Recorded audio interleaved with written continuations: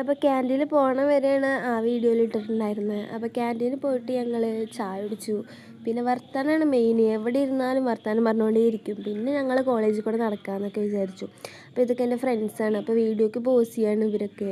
Video എടുക്കാമെന്ന് പറഞ്ഞപ്പോൾ ഇവരെല്ലാവരും വൻ പോസിങ്ങിലായിരുന്നു. പിന്നെ ഞാൻ കോളേജിലൊക്കെ ഇങ്ങനെ നടന്നു.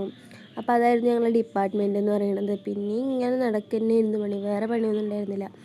പിന്നെ കോളേജിൽ പോയി കഴിഞ്ഞാൽ പിന്നെ വൈകുന്നേരം വരെ അവിടെ ഇരുന്നുകൊണ്ടിരിക്കും വർത്താനം പറഞ്ഞിട്ട് വേറെ. പിന്നെ ഫോട്ടോഷൂട്ടായി. പിന്നെ ഞങ്ങൾ അവിടെ നിന്ന് ഇറങ്ങി.